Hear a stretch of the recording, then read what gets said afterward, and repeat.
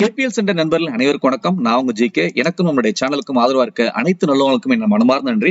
So இன்னைக்கு இந்த வீடியோட தலைப்பு என்ன அப்படின்னு பாத்தீங்கன்னா, ஒரு நீண்ட கால முதலீட்டு பங்கில் லாபத்தை வெளியில் எடுக்க சரியான தருணம் எது, டாப் 5 ப்ராஃபிட் புக்கிங் ஸ்ட்ராட்டஜிஸ் அப்படிங்கறத பார்க்க போறோம். நம்ம லாஸ்ட் வீடியோல என்ன பார்த்திருந்தோம் அப்படின்னு பாத்தீங்கன்னா, ஒரு நீண்ட கால முதலீட்டு பங்கில இருந்து எப்பொழுது வெளியேற வேண்டும் அப்படின்னு பார்த்தோம்.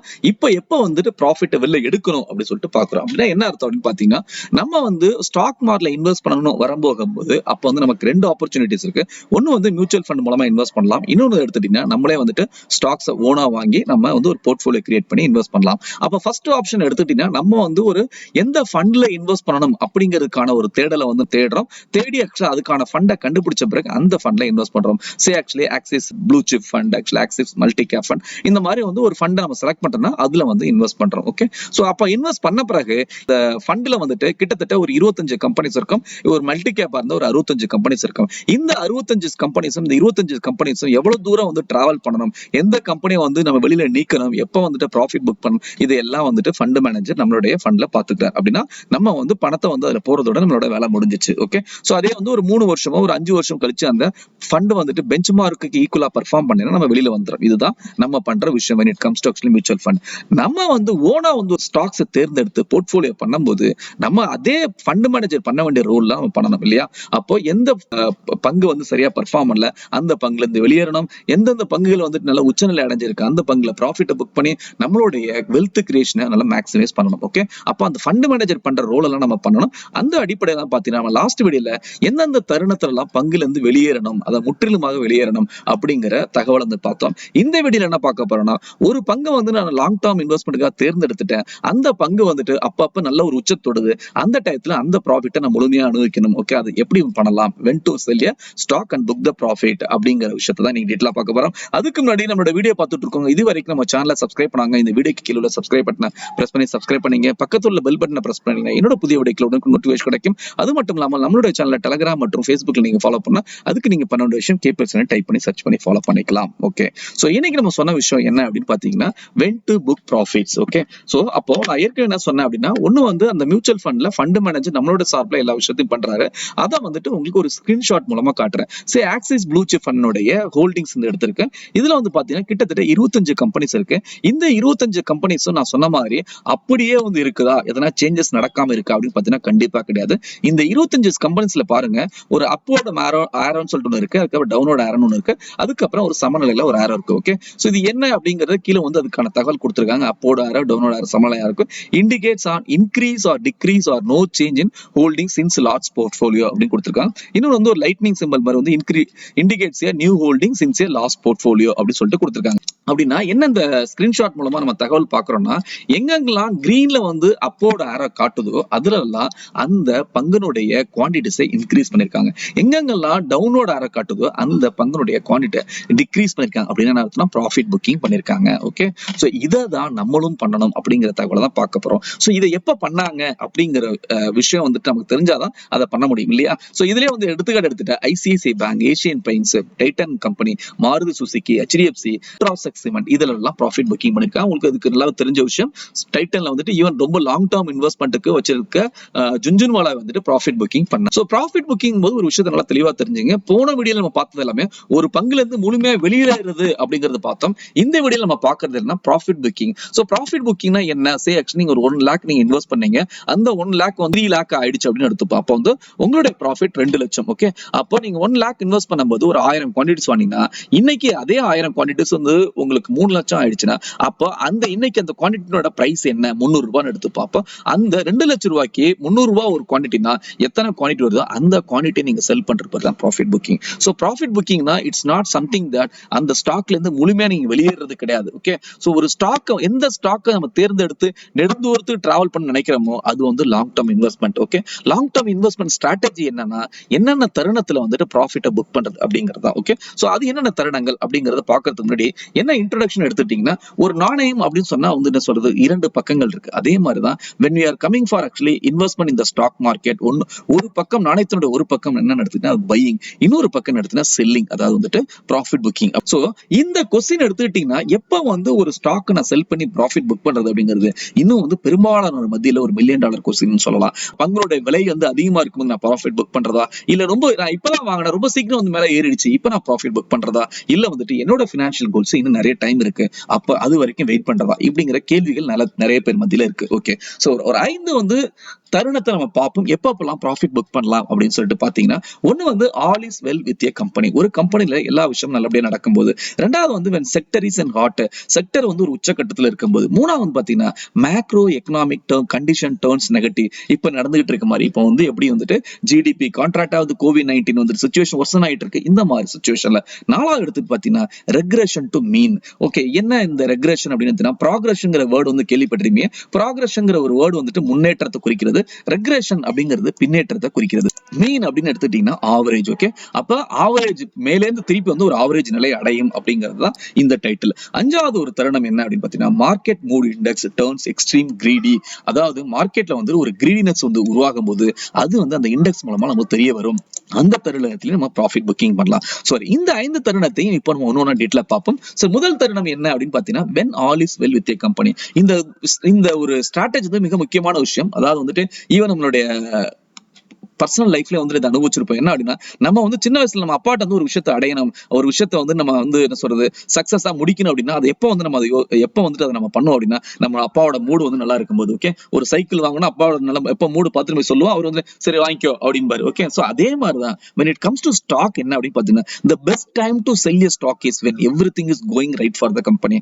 ஓகே, அதாவது ஒரு கம்பெனிக்கு எல்லாமே ரைட்டா போகும்போது அதாவது எல்லா விஷயங்களும் ரொம்ப ஃபேவரபிளா இருக்கும்போது ஒரு பங்குல ப்ராஃபிட் புக்கிங் பண்ணலாம். அதாவது நீங்க ஒரு 10 வருஷத்துக்கு முன்னாடி ஒரு பங்குல இன்வெஸ்ட் பண்ணீங்க, அது ப்ராஃபிட் பாதையை நோக்கி போயிட்டு இருக்கு, இன்னும் ப்ராஃபிட் நம்ம இழந்துருவோமா அப்படின்னு நினைக்கும் போது நீங்க என்ன பண்ணுவீங்க, டிராவல் பண்ணிட்டே இருப்பீங்க. அப்ப எப்ப ப்ராஃபிட் புக்கிங் பண்ணலாம் அப்படின்னு பாத்தீங்கன்னா நிறைய மீடியா கவரேஜ் இருக்கும். அந்த மீடியா கவரேஜ் நிறைய ப்ராடக்ட் லான்ச் பண்ணிருக்காங்க, எக்ஸ்பாண்ட் பண்றாங்கன்னு சொல்லிட்டு அப்ப வரும்போது பாத்தீங்கன்னா நிறைய இன்வெஸ்டர்ஸ் உள்ள வந்துருவாங்க. அப்ப ஆட்டோமேட்டிக்கா அந்த ஸ்டாக்ல எல்லா ஃபேக்டரும் நுழைஞ்சு அதனுடைய பிரைஸ் ஃபேக்டர்ட் இன் ஆயிடும். எல்லாத்தையும் அப்சர்வ் பண்ணி ஒரு உச்ச நிலைக்கு அடைஞ்சிடும். அதுக்கப்புறம் இறங்க ஆரம்பிக்கிறோம். அந்த பாயிண்ட்ல நீங்க ஒரு ப்ராஃபிட் புக்கிங் பண்ணலாம். ஓகே, இதுக்கு ஒரு எடுத்துக்காட்டு ரீசெண்டா கிளென்மார்க் COVID-19 ஒரு வேக்சின் ரெடி பண்ணிட்டு இருக்காங்க, ரிலீஸ் பண்றாங்க அப்படின்னு சொன்னாங்க. அந்த நியூஸ் வந்தோடனே அந்த கிளென்மார்க் ஸ்டாக் 30% மேல ஏறிச்சு. அடுத்து ஆக்சுவலி 2 நாட்கள பாத்தீங்கன்னா எல்லா மியூச்சுவல் ஃபண்ட் கம்பெனிஸும் ப்ராஃபிட் புக் பண்ண ஆரம்பிச்சிட்டாங்க. சோ இந்த மாதிரி ஒரு தருணம் ஒரு நல்ல தருணம் லாங் டர்ம் இன்வெஸ்டருக்கு ப்ராஃபிட் புக் பண்றது. அடுத்த தருணம் எது என்னன்னு பாத்தீங்கன்னா when sector is in hot, அதாவது when sector is having the fancy. அதாவது ஒவ்வொரு கம்பெனியும் it is coming under one sector. Marico அப்படின்னு எடுத்துட்டா அது FMCG கீழ வருது. ஓகே, LNT அப்படின்னு எடுத்துட்டா கன்ஸ்ட்ரக்ஷன் கீழ வருது. இப்படி பாத்தீங்கன்னா ஒவ்வொரு செக்டரும் எப்பொழுதும் அது ஒரு ஃபேன்சில இருக்கிறது இல்ல. ஒவ்வொரு செக்டரும் ஒரு ஃபேன்சினுடைய நிலையை இறங்கி வரும். அதாவது ஃபேன்சி போகும். அதுக்கு என்ன சொல்லலாம் அப்படின்னா நீங்க சினிமா இண்டஸ்ட்ரி எடுத்தீங்கன்னா ஃபிலிம் எடுத்தீங்கன்னா இப்போ ட்ரெண்ட் என்ன அப்படின்னு கேட்டா இப்ப நிறைய பேய் படங்கள்லாம் ட்ரெண்ட் அப்படிம்பாங்க. சில்ட்ரன்ஸ் எல்லாம் பாத்தீங்கன்னா நிறைய பேய் படங்கள் ஆசைப்படுவாங்க. அந்த ட்ரெண்ட் சில நேரத்துல ஒரு ரொமான்ஸ் லவ் ஸ்டோரி படமா ட்ரெண்ட். சோ அப்ப என்ன அப்படின்னா சில ட்ரெண்ட் டோட்டலா போயிடுச்சு அப்படின்னு சொல்லுவாங்க. ஓகே, அது டைரக்டரா இருக்கட்டும் இல்ல படங்களா இருக்கட்டும். ஓகே, சோ அந்த மாதிரி அப்ப படங்கள் ஓவராலா இப்ப எல்லாமே பேய் படத்துக்குள்ள ட்ரெண்ட் அப்படின்னு சொன்னா அப்ப அந்த படத்தை அதிகமா தயாரிக்க ஆரம்பிப்பாங்க. தயாரிப்பாளரா இருக்கட்டும் இல்ல ப்ரொடியூஸ் டைரக்டரா இருக்கட்டும். ஓகே, சோ அதே மாதிரி ஸ்டாக்ல எடுத்தீங்கன்னா ஒரு செக்டர் ட்ரெண்ட்ல இருக்கும்போது எல்லாரும் உள்ள வருவாங்க. அது ஒரு உச்சநிலை அடையும். அந்த டயத்துல நம்ம புக் பண்ணலாம். இப்ப எடுத்துக்கிட்டீங்கன்னா என்ன ட்ரெண்ட் அதிகமா போயிட்டு டெலிகம்யூனிகேஷன், அதாவது இன்டர்நெட் பேஸ்டு.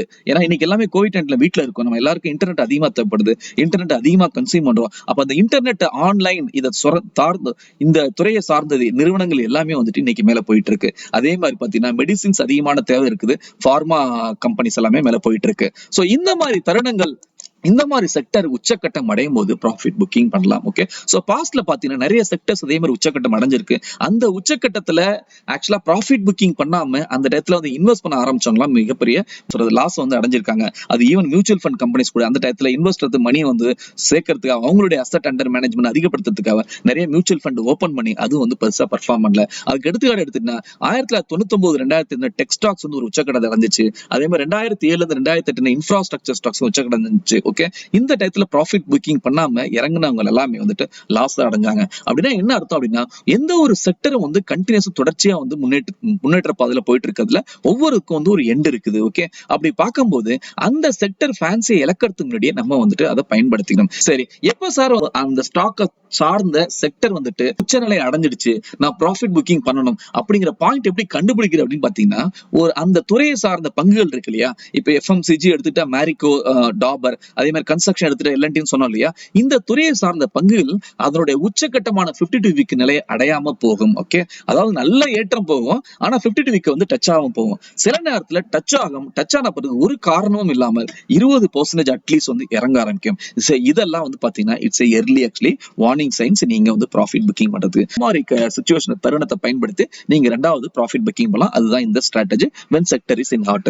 மூணாவது தருணம் என்ன அப்படின்னு பாத்தீங்கன்னா macro economic condition turns negative. Okay, இது என்ன விஷயம் அப்படின்னா, இது வந்து கோவிட்-19 எடுத்துங்க. கோவிட்-19 ஒரு நாள்ல வந்துட்டு உச்சகட்டத்தை அடையல, கிராஜுவலா ஆச்சு. அதாவது வந்து நம்ம அடிக்கடி சொல்ற விஷயம் மாதிரி யானை வரும் பின்னே மணி ஓசை வரும் முன்னேங்கிற மாதிரி கொஞ்சம் கொஞ்சமா தான் தெரிஞ்சிச்சு. அப்போ இந்த விஷயங்கள் தெரியும் போது ஆட்டோமேட்டிக்கா என்ன சொல்றது, மார்க்கெட் வந்து டர்ன்ஸ் நெகட்டிவ் ஆகும்போது நிறைய பேர் வந்து பயப்பட ஆரம்பிச்சிருவாங்க. சோ ஒரு விஷயத்த மார்க்கெட்ல பாத்தீங்கன்னா, அதாவது வந்துட்டு ஒரு மார்க்கெட் ஏறதுக்கு வந்து நிறைய டைம் எடுக்கும், இறங்குறதுக்கு வந்து ரொம்ப ஃபாஸ்டா இறங்கும். ஏன் அப்படின்னா இருக்கிறதுலே வந்துட்டு பேராசை விடைய greed, market is run by greed and fear சொல்லுவாங்க. அப்ப இந்த பேராசை விடைய ஃபியர் தான் ரொம்ப மோசமானது. அதாவது ஃபியர் வந்துருச்சுன்னா எல்லாருமே நடுங்கிடுவாங்க. என்னோட கேபிட்டலை வந்து நான் பாதுகாத்தா போதும், எனக்கு ப்ராஃபிட் வேணா ஒண்ணு வேணா சொல்லிட்டு எல்லாம் விற்க ஆரம்பிச்சுவாங்க. சோ அந்த மாதிரி சிச்சுவேஷன் வரும்போது உங்களுக்கு எர்லி சைன்ஸ் கிடைக்கும். அப்ப வந்து நீங்க நெடுந்தூரத்துல இருந்து டிராவல் பண்ணியிருந்தீங்கன்னா 10 வருஷத்துக்கு முன்னாடி வாங்கினேன், என்னோடது ப்ராஃபிட்டபிளா இருக்குது, ஆனா இப்ப நான் விட்டுட்டு நான் திருப்பி வந்துட்டு அது நெகட்டிவ் போறது சான்ஸ் இருக்கு. அந்த மாதிரி தருணத்துல நீங்க ப்ராஃபிட் புக்கிங் பண்ணலாம். ஓகே, சோ அடுத்த என்ன தருணம் அப்படின்னு பாத்தீங்கன்னா, நாலாவது தருணம் ரெக்ரெஷன் டு மீன். இது ரெக்ரெஷன் அப்படிங்கிறது ஆல்ரெடி நான் சொன்னேன், அதாவது பின்னேற்றம் அப்படின்னு சொல்லிட்டு. இது வந்து எப்படி சொல்லணும் அப்படின்னு பாத்தீங்கன்னா, எந்த ஒரு ஸ்டாக்கா இருக்கட்டும், இல்ல எந்த ஒரு செக்டரா இருக்கட்டும், இல்ல எந்த ஒரு மார்க்கெட்டா இருக்கட்டும், எல்லாமே இது வந்து நம்ம லைஃப்லயும் சொல்லலாம். What goes up must come down அப்படின்னு சொல்லுவாங்க. எல்லாமே வந்து ஒரு ஒரு ஒரு காலகட்டத்துல கீழே வந்துதான் ஆகணும். அது வந்து ஈவன் ஒரு ப்ரோக்ராம் நடத்துறவங்க everything has to come to an end அப்படிம்பாங்க. சோ அதாவது முடிவுக்கு வந்தாகணும் அப்படின்னு சொல்லிட்டு. அதே மாதிரி ஸ்டாக் எடுத்துட்டீங்கன்னா, அதாவது வந்து மார்க்கெட்டை வந்து it is run by two analysis. One is technical analysis, இன்னொன்று வந்துட்டு ஃபண்டமெண்டல். ஓகே, அதாவது ஒரு பங்கு இன்ஃபோசிஸ் எடுத்துட்டா, Infosys fundamental it's good stock அப்படிம்பாங்க. ஏன் அந்த ஃபண்டமெண்டல் குட் ஸ்டாக்னா நல்ல பர்ஃபார்மன்ஸ் தொடர்ச்சியா கொடுத்துட்டு இருக்காங்க. அப்ப அந்த பர்ஃபார்மன்ஸ் கொடுக்கறது யாருன்னா நல்ல மேனேஜ்மெண்ட். ஓகே, அதுக்கப்புறம் அவங்களுடைய ப்ராடக்ட்ஸ் வந்து அதிகமா மார்க்கெட்ல தேவைப்படுது, அதாவது அவங்களோட சர்வீசஸ் தேவைப்படுது. இது வந்து ஃபண்டமெண்டல் விஷயம். ஓகே, டெக்னிக்கல் அப்படிங்கும்போது ஒரு நியூஸ், ஓகே, அந்த நிறைய வந்து நியூஸ் வந்து அதாவது அந்த மேனேஜ்மெண்ட் பத்தி ஒரு ஷார்ட்டா நியூஸ் வந்து அது எல்லாமே அவங்க ப்ரூவ் பண்ணாங்க. அப்ப அந்த மாதிரி வந்து ஒரு நியூஸ் வரும்போது அப்ப என்ன ஆகுது, டோட்டலா வந்து அந்த பங்கு வந்து கீழே இறங்குது. ஓகே, அதை தாண்டி வந்துட்டு நிறைய இண்டிகேட்டர்ஸ் நீங்க பார்த்திருப்பீங்க. RSI, நம்மளுடைய டெக்னிக்கல் இண்டிகேட்டர்ஸ் பிளேலிஸ்ட் பாத்தீங்கன்னா எல்லா கீ இண்டிகேட்டர்ஸ் ஆல்ரெடி போலாம். RSI, போலிஞ்சர் பேண்ட், MACD, அதுக்கப்புறம் வந்து மூவிங் அவரேஜ். இந்த செட்டப்ல ஒரு பங்கு உச்சநிலை அடைஞ்ச பிறகு இது வந்து ஓவர் பாட், ஓவர் சோல்டு அப்படிங்கிற ஒரு நிலையை குறிக்கும் போது அங்கே இருந்து கீழே இறங்க ஆரம்பிக்குது. சோ என்ன பாயிண்ட் அப்படின்னு பாத்தீங்கன்னா, ஸ்டாக்குக்கும் லா ஆஃப் கிராவிட்டி அப்படிங்கிறது அப்ளிகபிள். எதை நம்ம தூக்கி எவ்வளவு வேகமா உயரத்துல எரிஞ்சாலும் அது அங்கே இருந்து கீழே விழதான் செய்யும். ஓகே, அதே மாதிரி பங்கு வெல்றதுக்கான வாய்ப்புகள் அதிகம். ஓகே, சோ அப்படி பார்க்கும்போது ஒரு எக்ஸாம்பிள் உங்களுக்கு சொல்லணும்னா, எல்என்டி எடுத்துனா 2001 வந்து 20 ரூபாய் இருந்த எல்என்டி ஸ்டாக், அதாவது 2007 வித்தின் வந்து ஒரு 7 to 8 வருஷத்துல கிட்டத்தட்ட 50 மடங்கு மேல இருந்துச்சு. 20 ரூபாய் இருந்த ஸ்டாக் 1000 ரூபாய் இருந்துச்சு. ஆனா இன்னைக்கு 2020, அதாவது 2007 இருந்து 13 வருஷம் ஆச்சு, இன்ன வரைக்கும் அந்த ஸ்டாக் ஒன்னும் பெருசா வந்துட்டு இல்ல, அதே இடத்துல தான் இருக்கும். 900,000 அந்த ருபீஸ்க்குள்ள தான் இருக்குது. அப்படின்னா என்ன பாத்தீங்கன்னா, ஆவரேஜா இத்தனை வருஷத்துல என்ன CAGR கொடுத்துருக்குன்னா 2.5% கொடுத்துருக்கு. ஈவன் சேவிங் அக்கௌண்ட் கொடுக்கவே இல்லை. அப்படின்னா என்ன அர்த்தம் அப்படின்னு பாத்தீங்கன்னா, அப்பப்ப ப்ராஃபிட் புக்கிங் பண்ணணும். இன்வெஸ்ட்மெண்ட் ஒரு ஸ்டாக்கை தேர்ந்தெடுத்தாலும் உங்களுடைய லாங் டர்ம் இன்வெஸ்ட்மெண்ட் ஸ்ட்ராட்டஜி என்னன்னா, இந்த மாதிரி தருணங்களை பயன்படுத்தி நீங்க ப்ராஃபிட் புக்கிங் பண்ணும்போது உங்களுடைய வெல்த் கிரியேஷன் ஜேர்னில வந்துட்டு நீங்க உங்களுடைய ரிசர்ச் பிரகாரம் பாத்தீங்கன்னா 10% இந்த மாதிரி வந்து ரெகுலர் இன்ட்ரெஸ்ட்ல ப்ராஃபிட் புக்கிங் பண்ணி திருப்பி ரீஎன்ட்ரி கொடுக்குறாங்க, அவங்களோட வெல்த்தை வந்து 10% அதிகப்படுத்திருக்காங்க அப்படிங்கறத ரிசர்ச். ரெக்ரெஷன் டு மீன்ல வந்துட்டு இன்னொரு ஆக்சுவலி ஒரு செட்டப் இருக்கு. அது என்ன technical date setup, golden cross, death cross அப்படின்னு சொல்லுவாங்க. கோல்டன் கிராஸ்ங்கிறது 200x50 மூவிங் ஆவரேஜ் வந்து கிராஸ் பண்ணி போச்சுன்னா அந்த ஸ்டாக்ஸ்லாம் நல்லா மேல போகும் சொல்லுவாங்க. அதாவது பாத்தீங்கன்னா 200 மூவிங் ஆவரேஜ் எது தாண்டினாலும் அது வந்து ஒரு கோல்டன் பீரியட் சொல்லுவாங்க. அதனால it is called golden cross. அதே 200 வந்து கீழே இறங்கிடுச்சுன்னா that is called death cross. இதை பயன்படுத்தி நீங்க ப்ராஃபிட் புக் பண்ணலாம். சோ அடுத்தது என்ன அப்படின்னு பாத்தீங்கன்னா, அஞ்சாவது மார்க்கெட் மூட் இண்டெக்ஸ். இத 2 வீடியோக்கள்ல ஆல்ரெடி நம்ம தெளிவா விவரிச்சிருக்கோம். ஒண்ணு வந்துட்டு இந்த பேண்டமிக் சிச்சுவேஷன் ஆரம்பிச்ச பிறகு மார்க்கெட் ரொம்ப கீழே விழுந்துச்சு. விழும்போது இப்ப நான் வாங்கலாமா, இன்னும் வெயிட் பண்ணலாமா, இப்ப நான் வாங்கலாமா, இன்னும் வெயிட் பண்ணலாம், இந்த மாதிரி கேள்விகள் நிறைய பேர் மத்தியில இருந்துச்சு. அப்போ நம்ம ஒரு வீடியோ ரிலீஸ் பண்ணா நிறைய பேருக்கு அது ஒரு தெளிவான பதில் கிடைச்சிச்சு. Okay, should we invest now or wait அப்படிங்கறத நிப்டினுடைய PE லெவல்ஸ், PB லெவல்ஸ், அதாவது டிவிடெண்ட் ரேஷியோ, இதை பயன்படுத்தி எப்படி நம்ம டிசைட் பண்ணலாம் அப்படிங்கிற ஒரு தெளிவான விவரம் கொடுத்திருந்தோம். அடுத்த ஒரு விஷயம் என்னன்னு பாத்தீங்கன்னா, market mood index. It will be otherwise is called investor sentiment index இல்ல ஃபியர் அண்ட் கிரீட் இண்டெக்ஸ் சொல்லிட்டு இதையும் வந்து நம்ம சொல்லியிருக்கோம். மார்க்கெட் மூட் இண்டெக்ஸ்ங்கிறது பல தகவல் ஆக்சுவலி கலெக்ட் பண்ணி அதனுடைய மார்க்கெட் என்ன மூட்ல இருக்குது, அதாவது ஃபியர்ல இருக்குதா இல்ல கிரீட்ல இருக்கா அப்படின்னு சொல்லியிருப்போம். ஓகே, சோ இந்த 2 வீடியோக்களையும் பார்க்காதவங்க பாத்தீங்கன்னா இன்னும் தெளிவான விவரங்கள் நிறைய கிடைக்கும். இருந்தாலும் இதனுடைய சுருக்கத்தை வந்து இந்த வீடியோ நான் சொல்றேன். மார்க்கெட் மூட் இண்டெக்ஸ் அப்படிங்கிறது பாத்தீங்கன்னா 0 to 100ல இருக்கும். அதுல வந்து பாத்தீங்கன்னா 4 குவாட்ரண்ட் இருக்கும். ஒன்னு வந்து எக்ஸ்ட்ரீம் ஃபியர், அதுக்கப்புறம் ஃபியர், கிரீடு, அதுக்கப்புறம் எக்ஸ்ட்ரீம் கிரீடு. ஓகே, சோ இன்னைக்கு உள்ள மார்க்கெட் சிச்சுவேஷன் என்ன, இப்ப current market condition it's greed condition. அதாவது 68.80 அது 50 தாண்டும் போது வந்து கிரீடுக்குள்ள வந்துருது. அடுத்து வந்துட்டு மார்க்கெட் எக்ஸ்ட்ரீட் வரைக்கும் போறதுக்கான வாய்ப்பு உண்டு. சோ அப்படி இருக்கும்போது அப்ப இந்த இடத்துல எக்ஸ்ட்ரீம் கிரீடுன்னு வரும்போது என்ன அப்படின்னு பாத்தீங்கன்னா high extreme greed zone greater than 80 suggest to be cautious in opening fresh position அப்படின்னு அர்த்தம். லாங் வந்து அதிகமா வந்து இன்வெஸ்ட் பண்ணக்கூடாது. அந்த டயத்துல விக்கிறதுக்கான point markets are overbought and likely to turn downwards. Highly extreme fear zone less than 20 suggest a good time to open fresh position, that is as markets are likely to be oversold and might turn upwards அப்படின்னு சொல்லுவாங்க. So இந்த market mood index அப்படிங்கிறது ticket type வந்துட்டு கொடுக்குறாங்க. அதுக்கான link வந்து அந்த வீடியோல நான் கொடுத்திருப்பேன், மார்க்கெட் மூட் இண்டெக்ஸ் வீடியோல. அதை நீங்க பார்த்து ஆக்சுவலி தெரிஞ்சுக்கலாம். சோ இது வந்து பாத்தீங்கன்னா எந்த அளவுக்கு இதனுடைய சக்சஸ் ரேஷியோ அப்படின்னா கிட்டத்தட்ட 93.75% வந்து அக்யூரேட் சொல்றாங்க.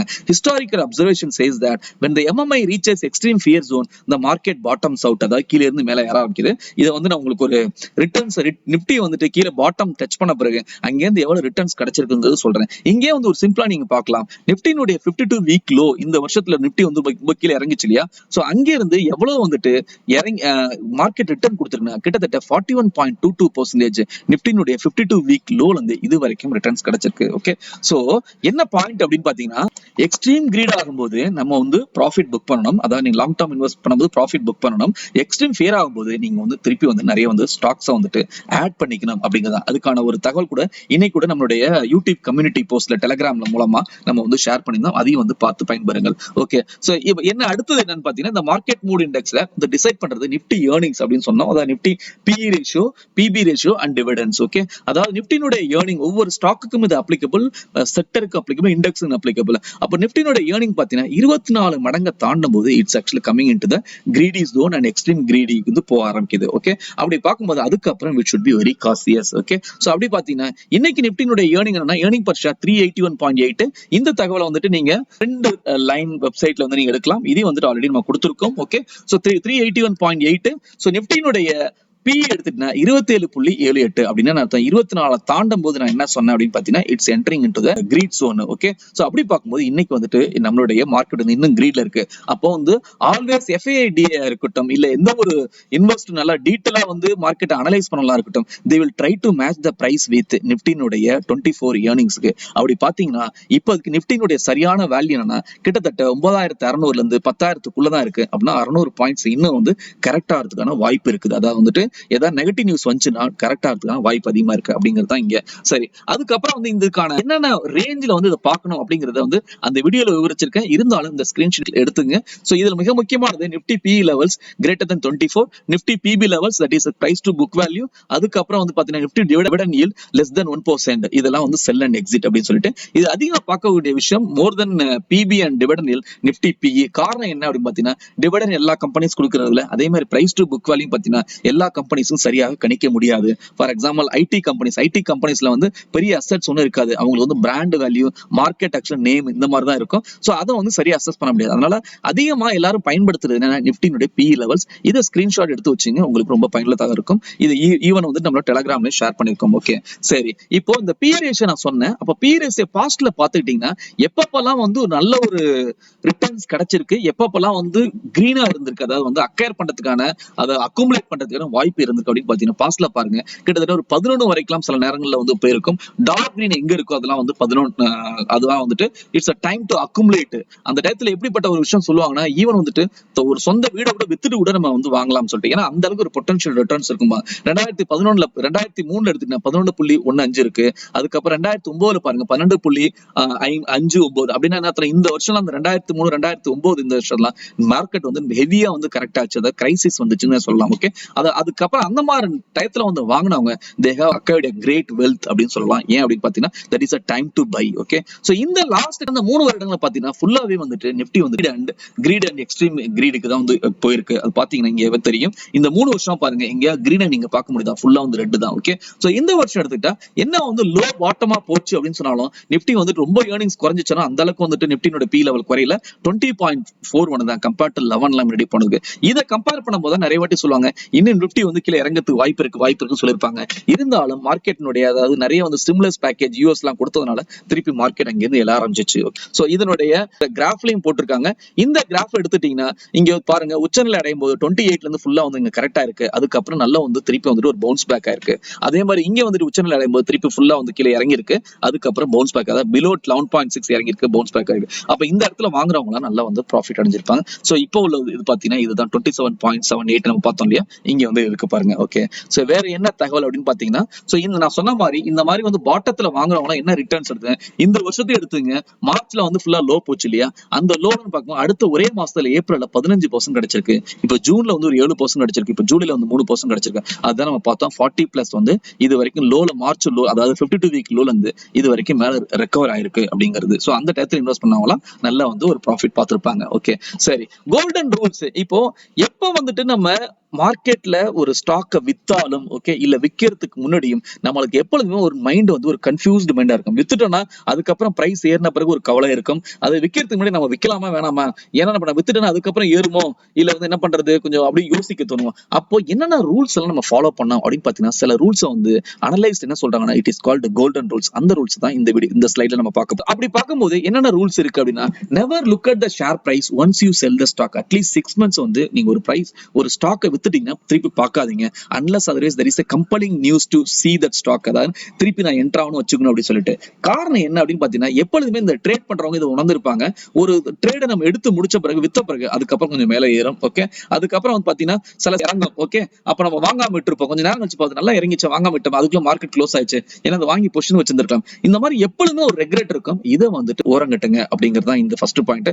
ரெண்டாவது வந்துட்டு no one can sell the shares at the peak price consistently. நிறைய பேர் நினைச்சிட்டு இருக்காங்க நல்ல ஒரு ஜாம்பவான் நல்ல ஒரு எக்ஸ்பீரியன்ஸ் பர்சன் வந்து எப்பொழுதுமே கரெக்டா கன்சிஸ்டன்டா செல் பண்ண முடியாது. எவ்வளவு பெரிய ஜாம்பனா இருந்தாலும் மார்க்கெட்டுக்கு முன்னாடி நீங்க வந்து எப்பொழுதுமே கரெக்டான ஒரு பாயிண்ட்ல வந்து செல் பண்ண முடியாது. அதாவது என்ன சொல்லுவாங்க அப்படின்னா மார்க்கெட்ல எல்லா ஒரு பிரேக் அவுட்டையும் உங்களால கேட்சும் பண்ண முடியாது. எந்த ஒரு பிரேக் அவுட்ல அப்படியே நீங்க என்டர் பண்ணாலும் கரெக்டான நிலையில எல்லா டைமும் சரியான நேரத்துல உங்களால புக் பண்ண முடியாது. சோ இது வந்து எல்லாருக்கும் அப்ளிகபிள். அதுக்கு என்ன சொல்றாங்க அப்படின்னு பாத்தீங்கன்னா டோன்ட் ஃபூல் யுவர் செல்ஃப் அப்படின்னு சொல்றாங்க. சரி, பார்க்க வேண்டிய விஷயம் என்ன அப்படின்னு பாத்தீங்கன்னா profit booked is more important then booking profit. இன்னும் மேல ஏறும் அப்படிங்கறத விட நம்ம எவ்வளவு வந்து ப்ராஃபிட் ஆல்ரெடி நம்ம பார்த்தோம் அந்த ப்ராஃபிட் வந்து தக்க வச்சுக்கிறது தான் மிக முக்கியமான விஷயம் when it comes to investment அப்படி சொல்றாங்க. இன்வெஸ்ட்மெண்டா இருக்கட்டும், இந்த ட்ரேடிங் அப்ளிகபிள். ஓகே, சோ நம்ம ஸ்டாக் மார்க்கெட்டுக்கு எதுக்கு வந்திருக்கோம் அப்படின்னா வெல்த் கிரியேஷன் இருக்கும். ஓகே, அந்த இடத்துல ப்ளீஸ் செப்பரேட் யுவர் எமோஷன்ஸ் அப்படின்னு சொல்றாங்க. நம்ம பாத்துட்டீங்கன்னா சில பைக் வந்து இப்ப எய்ச்சர் மோட்டார்ஸ்னுடைய ராயல் என்ஃபீல்டு பைக் பல வருஷமா சில பேர் வச்சிருப்பாங்க. தாத்தாவோட பைக், அதுக்கப்புறம் வீடு இடம் இதெல்லாம் வந்து பாத்தீங்கன்னா ஒரு எமோஷன் அட்டாச்மெண்ட் இருக்கும். நல்ல விலைக்கு வந்தா கூட விற்க மாட்டோம். காரணம் என்னன்னா ஒரு எமோஷன்ஸ் ஒரு அட்டாச்மெண்ட் அதனோட.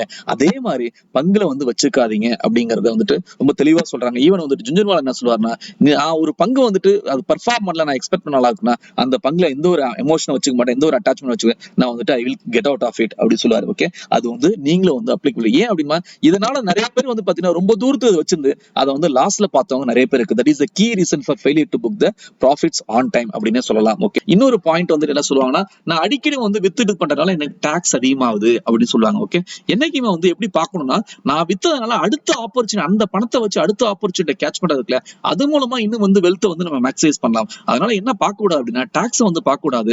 இன்னொரு விஷயம் என்ன சொல்லுவாங்கன்னா நான் பண்ற investment it attracts tax, I am ready to pay the tax சில பேர் சொல்லுவாங்க. ஓகே, சோ ஸ்டடிஸ் கூட யாரு வந்துட்டு பீரியாடிக்கா ப்ராஃபிட்டை புக் பண்ணி அதுக்கப்புறம் வந்து திருப்பி வந்து ஒரு நல்ல ஒரு என்ட்ரில லோ என்ட்ரில எடுத்திருக்காங்களோ அவங்களோட வெல்த் 2 பேரோட கம்பேர் பண்ணும்போது 10% அதிகமா தான் வந்திருக்கு அப்படிங்க சொல்றாங்க.